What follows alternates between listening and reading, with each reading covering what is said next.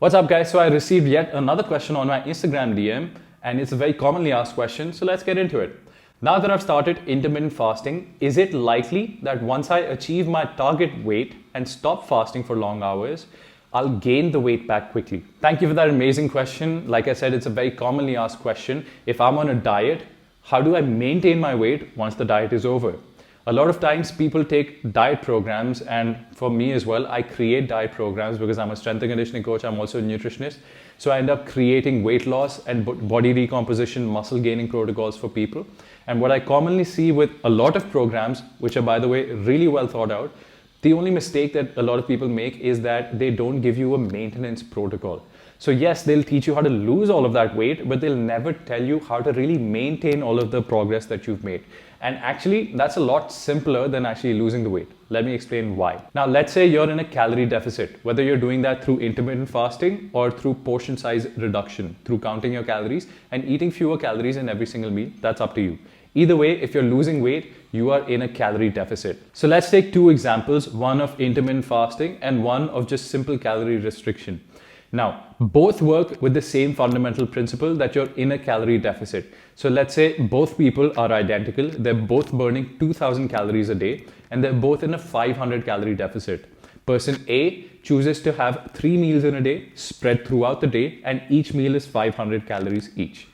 Now, person B is also burning 2000 calories, also eating 1500 calories and is at a 500 calorie deficit. But this person does intermittent fasting, eats only 2 meals a day, and they're 750 calories each. Now, once both of their programs are over, they need to bring up the calories to 2000 to maintain their weight. If they're burning 2000, they're eating 2000, they're going to maintain their weight.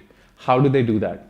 Well, person A decides, now instead of 500 calories, I'm going to eat more food and bump up my calories to, let's say, 600 calories per meal. So 3 meals into 600, 1800. And just for the sake of completing my calorie count, I add another snack to it, which is 200 calories.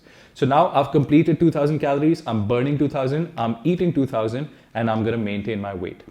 The other person, if they're doing intermittent fasting, they stop doing intermittent fasting and start having an extra third meal. They've got to be very careful with the size of the third meal.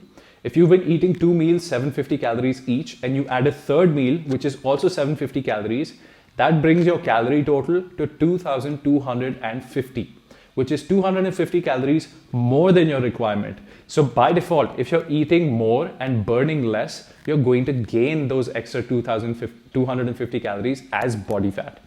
Now, how do you manage going off of intermittent fasting? If you are going to add that third meal, make sure that third meal fits within your calorie budget.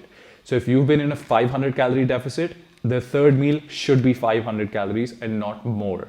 That's the simplest way to maintain your weight. But at the end of the day, if you're not calculating your calories, how then can you identify whether or not you're eating at maintenance, deficit, or in a surplus?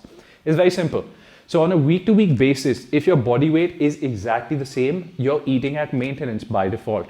If you're losing weight, you're in a deficit. If you're gaining weight, you're in a surplus. So once you come off of your diet, whether it was intermittent fasting or just regular calorie restriction, what you need to do is you need to keep a track of your body weight.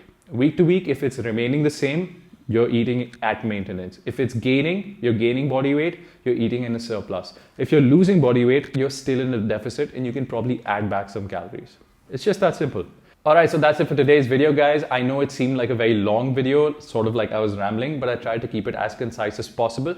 Just because I'm passionate about these things, I tend to go on and on. But if you did like this video, let me know by tapping that like button down there. Or if you actually feel like putting in a little more energy, just leave me a comment in the comment section below.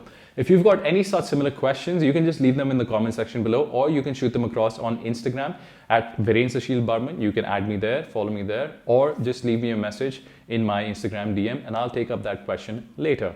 And I'll see you in the next video.